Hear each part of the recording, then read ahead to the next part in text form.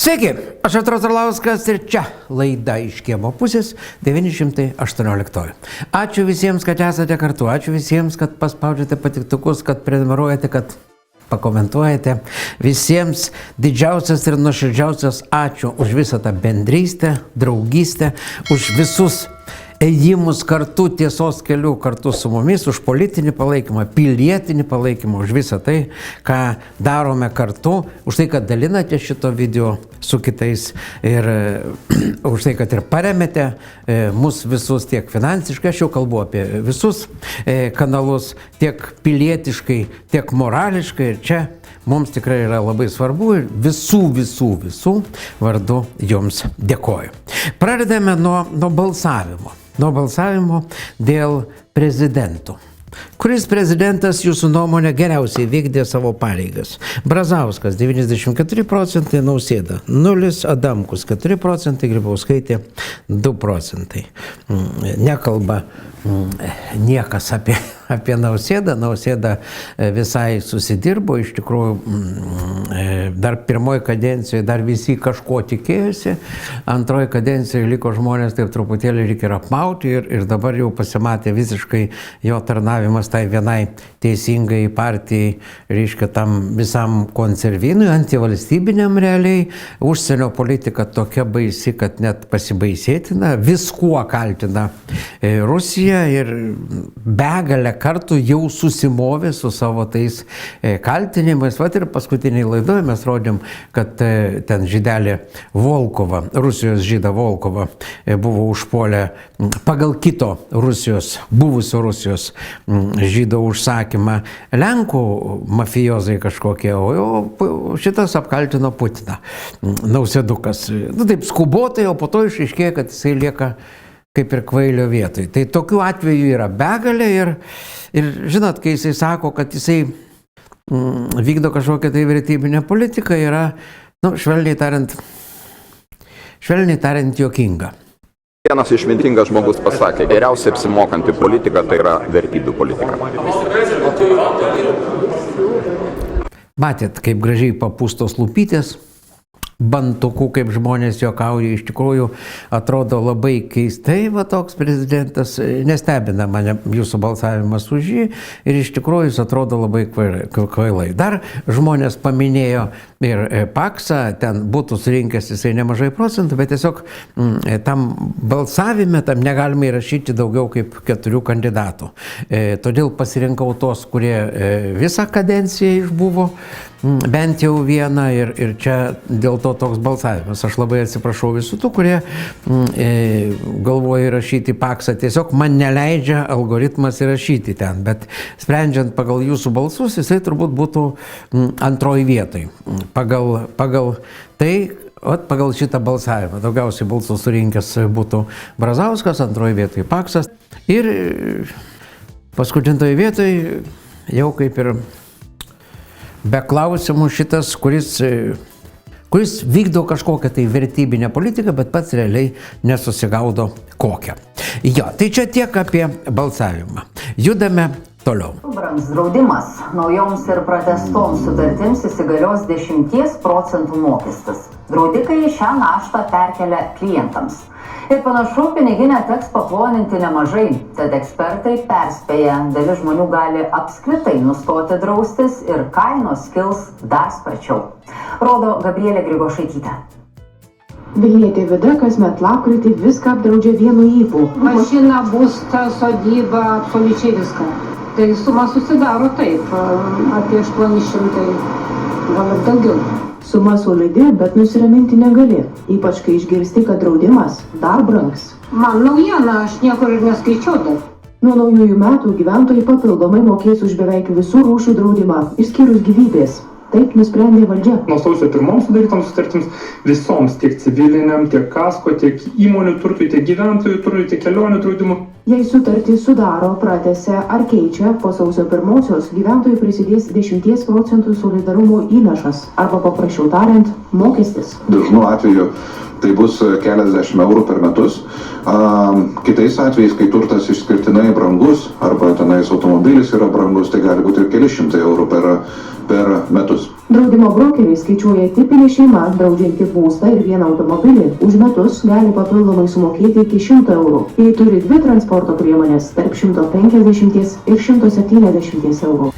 Taip, draudimas pabrango, čia ne socdemų nuopelnas, tam tikrą prasme galima būtų sakyti ir socdemų nuopelnas, bet iš tiesų čia yra dar Šimonytės vyriausybės, Šimon vyriausybės tokia dovanėlė socdemam, jie prasuko šitą įstatymą ir dabar pabrangsta draudimas visiems. Reiškia, viskas brangsta, valdžia džiūgauja, žinokit, padidėjo atlyginimą, o kad viskas brangsta, jie kaip ir nepastebi. Kūras pabrango, jau patys pastebėjot, ir tai yra panašiai apie 10 centų. Brangtelėjo taip po naujų netikėtai, brangsta draudimas 10%, reiškia kartu su kūru brangsta ir visos prekės ir panašiai, todėl kad kūro dedamoji yra visose prekėse ir paslaugose. Ir čia va tas toksai negebėjimas makroekonomikoje susigaudyti socdemų vyriausybė yra per daug akivaizdus. Prieš tai buvęs ministras finansų Šadžius, visiškas nemokša, visiškas kenkėjas valstybės, visiškas nenuovoka, dabar jį ten ruošiasi kažkur paskirti kažkokį ten Europos centrinio banko kažkokį pavaduotoją, jį atgal į Maskvą reikia išsiųsti, nes jis Maskvoje baigė chemiją. Chemiją baigė ir vaidina finansistą. Bet čia jau socdemų galvos skausmas, jie turėtų patys dėl to jaudintis ir čia jų bėdos, aš taip sakyčiau.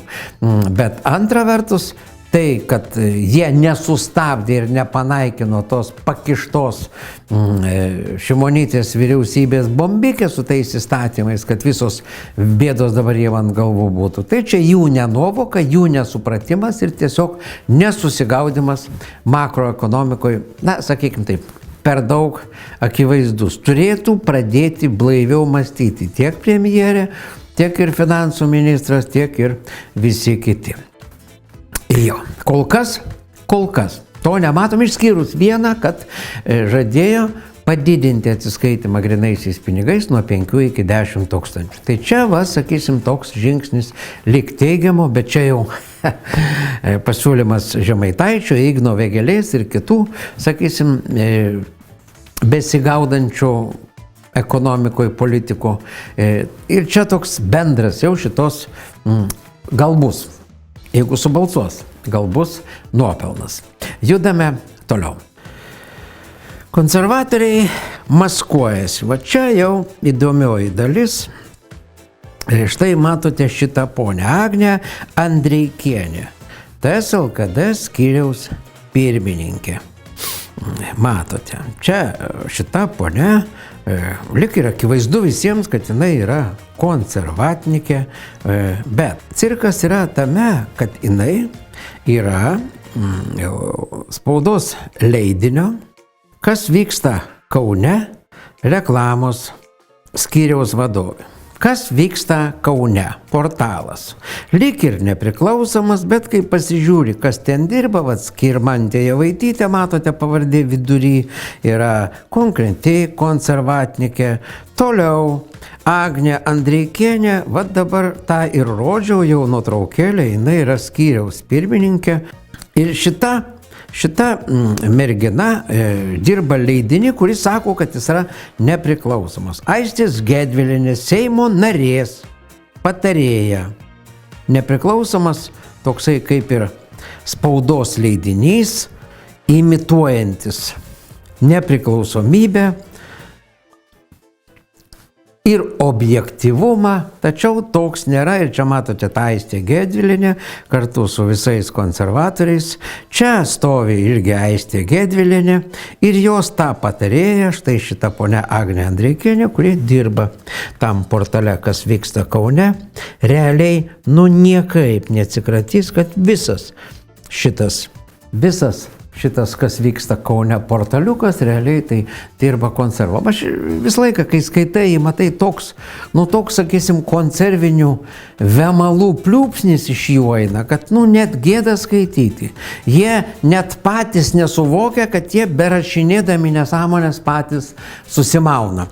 Pradžioje prasidėjo viskas nuo to, kad jie apsimetė, kad jie pranešinėjo apie koncertus, apie sporto varžybas, apie renginius Kaune. Kas vyksta Kaune? Po to plėtėsi ir šita visa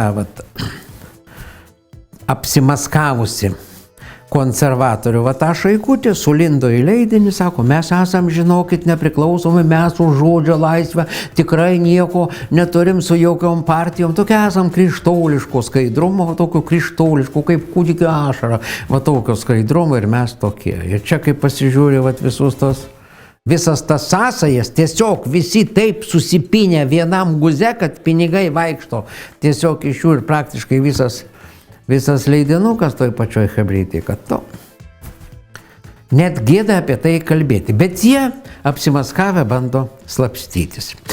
Judame toliau, vėlgi, apie spaudą. Iš tikrųjų, kai paskaitai spaudą, galvoju, ten realiai visi tokie durni ir tokius straipsnius rašo, ar dar likę nors vienas protingas. Nes toks įspūdis, kad žurnalistų sveiko proto nelikė.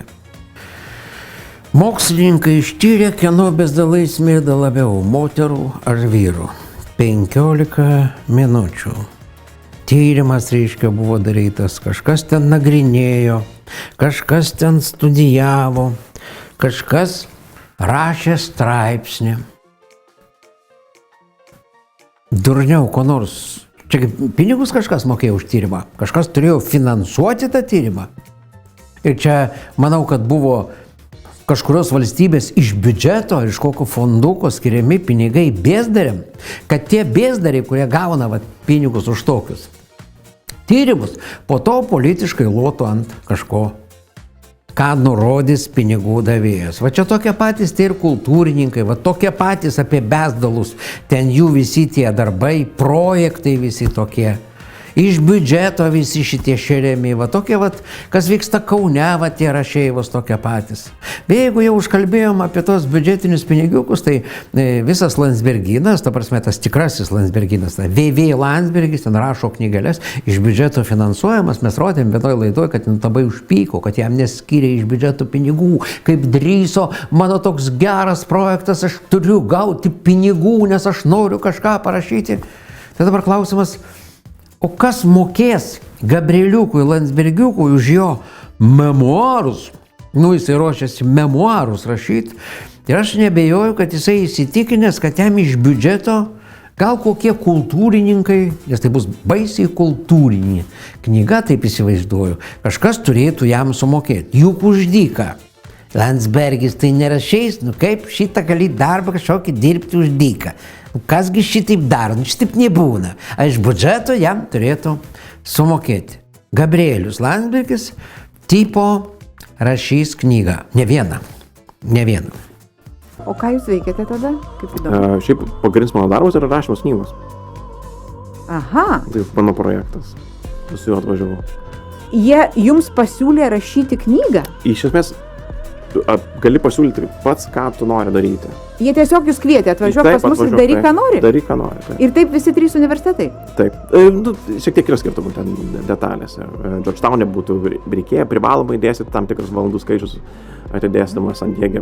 Jeigu pamenu gerai, nereikėjo dėstyti visiškai nieko ir gali daryti. Ganėtinai laisvę. Ir ta knyga bus apie ką? Knyga, jinai... Aš manau, kad bus 2 knygos, jeigu sėkmingai pavyks procesas visas, tai viena bus lietuviška knyga. Lietuviška knyga, manau, kad tai bus praktiškai redaguotas dienoraštis. Nes tokia forma, koks tai yra dabar, jis sunkiai yra skaitomas, nes tai yra tiesiog tokia... Bet tai bus Gabrieliaus Landsbergio ministro, politiko... Ministro dienoraštis. Ministro. Aš čia jau, žinot, nekomentuosiu, bet aš Sakykime, mano nuomonė, tai aš įsitikinęs, kad jisai tikrai gal net jau susitaręs, kad iš biudžeto bus skirti pinigai, jam honoraras, aišku, už sunkų darbą ir panašiai, ir panašiai, ir panašiai. Jie kitaipgi nemoka gyventi savo darbu. Savo darbu jie užsidirbtigi nemoka. Jie tik prie biudžeto, kaip perkutės, prisisirbė iš ten čiulpę valstybės syvus ir sako, mes labai reikalingi Lietuvai, nes be mūsų nebus kas čiulpė tą valstybės kraują. Judame toliau. Mes kalbam apie Kapčiamiesčio, reiškia, tą poligoną, kuris visiškai realiai nereikalingas. Dar vienas poligonas nereikalingas, aš paskaičiavau. Šiandien pateikė informaciją, beje, neteisingą, melagingą Krašto apsaugos ministerija. Neva tai Lietuvoje yra apie 30 000 hektarų, virš 30 000 hektarų tuputį viso poligono. Yra iš tikrųjų skaičiai neteisingi, yra virš 65 000 hektarų poligonų. Pabradės poligonas 25 000, Rūdininkų 25 000, Pabradės 17,5 tūkstančių, Gaižiūnų poligonas 12,5 tūkstančių. Jau yra, kaip matote, 55 000 kvadratinių hektarų. Jau. Tik tai 3 poligonus suskaičiavau. O dar yra Kazlų Rūdos poligonas apie 4 000, ten plius minus 4 000 yra Tauragės poligonas, truputį mažiau. Dar yra, reiškia, Šilalės poligonas. Virš 65 000 hektarų jau yra poligono, o jie nori dar vieno poligono, ten apie 18 000 hektarų. Gal 16 000 hektarų Kapčiamiestį, kurio visiškai nereikia ir jie, sakydami, kad neturi kur brigada treniruotis, tai Rūdininkų poligonas 25 000 hektarų. Tipo vokiečių brigada treniruosis, tiesiog noriu kareiviam ir kariškiam visiems pasakyti, juk nėra taip, kad dieną naktį be poilsio treniruojasi. Juk pasitreniravo, atėjo kita brigada treniruojasi, anie pailsi, tada vėl keičiasi ir panašiai, ir panašiai. Ir čia nereikia pasakoti pasakų, kad 2 brigados tam pačiam poligone netilps. Tai tiek apie melą, dar kartą sakau, išplatino Krašto apsaugos ministerija, kad neva tai Lietuvoje yra virš 30 000 hektarų poligonų, kai šiuo metu yra virš 60 000 hektarų poligonų gerokai. Va taip. 60 000 hektarų tai dvigubai lenkia šiuo metu Latvija. Dvigubai pagal teritoriją plotų. Latvija beje turi 2 poligonus. Ir žmonės, pamatę, kaip elgiamasi su miškais, atsiuntė tokį video. Pasižiūrėkit. Jadagonėse važiuoju nuo Pušynų poilsiavietės link Lekėčių ir žiūriu, blemba, čia taip biškį paretinta, miškelis nemažai. Ir kad įdomiausia, kad vyrai dirba sekmadienį tarp Kalėdų ir Naujų metų. Tai skubo labai kažkaip, tai čia 2 eilėm suvaryti, čia net ne 1 eilė, tai rasti, gal čia koks kirminėlis įsivesi į tuos medžius, kaip dažnai kur įsivesi ir visą mišką reikia išplūti. Tai va, šiaip man įdomu, gal kad žinot kažką apie tai, nes čia nejuokinga atrodo. Aš tai, žinot, kaip sakau, visų pirma, turi pradėti veikti Lietuvoje sveikas protas visur. Krašto apsaugos ministerija jau dabar gavusi virš 5 milijardų, jie nežino, kur juos dėti ir kaip juos įsisavint. Įrenginėjant naujus poligonus, be abejo, ten sunkiai su apskaita, ką žemė iškasė, užkasė, perkasė, nukasė, įkrovė, tų kubų ten nesuskaičiuosi, viską galima, nes tai poligonas karinis objektas, reiškia įvilkti slaptumą ir ten tada tie milijardai susimala, kažkas įsidėjo į kišenę ir panašiai. Ir čia, turbūt pagrindinis reikalas ir yra, kad jie tiesiog nežino, kaip įsisavinti tos 5 milijardus ir tada jiems reikia tipo treniruočių vietų, kur treniruotis. 11 poligonų yra uždaryta Lenkijoje ir nuomotis iš Lenkų maždaug 100 kartų pigiau negu čia pasistatyti savo poligoną. Ir bendradarbiaujant, ten galima bendras pratybas su Lenkais daryti ir tikrai Lenkai apsidžiaugti ir tas bendradarbiavimas dar duotų ir kitų vaisių ir naudos abiejų šalių kariškiam. Va taip reikėtų daryti,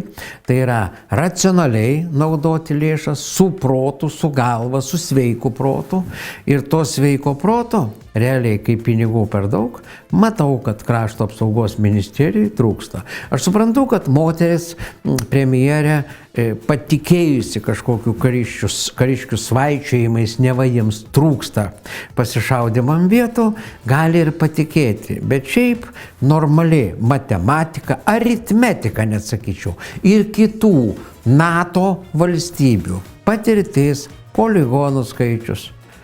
Tiesiog sudėjusi lenteles parodytų, kad Lietuva čia nori pati nežino ko. O jeigu reikalavimus išsikėlė tokius, kokie net vokiečiai neišsikėlė, tai čia tada kyla klausimas, o su ko mes čia, ką čia, kodėl čia? Kodėl? Va taip norime kažką tai, kažkur tai kažkaip aplenkti ir ne karių, ne pasiruošimo ten skaičium, ne dronų skaičium, pasitreniravimo vietų skaičium, iškirsti dar mišką, tai yra natūralią gynybinę sieną, natūralią gynybinę užtvarą prie Baltarusijos, galimo agresoriaus. Suomiai priešingai visus miškus palei sienas Rusija palieka. Irgi NATO valstybė. Klausimas, kodėl Lietuva nori kaip tik padaryti priešingai. Jie žinokit, čia Suvalkų koridorius, tai mes turime iškirsti mišką, kad pro tą Suvalkų koridorių greičiau bėgtų. Nu, su logika kariuomenės vadas tikrai susipykęs, o gal tai ir nelogika, o gal tai pagalba kažkam kitam. Čia tiesiog reikia jungti logiką, sveiką protą ir daug kas paaiškės. Tai tiek šiandien iš Kiemo pusės. Ačiū visiems, kad žiūrėjote. Ačiū visiems, paspaudėte patiktukus, kad dalinate šito video su kitais. Ačiū visiems, kad esate kartu. Visiems gerų dienų. Ačiū visiems, kad paremėte visą mūsų komandą tiek Patreon platformą, tiek ir pervesdami paramėlę į VŠI Muzika Mundi. Ir visus kanalus, kad paremėte. Ačiū visiems už tą pilietinę paramą, moralinę paramą. Tai yra mums visiems labai svarbu. Po tamsos visada ateina šviesa.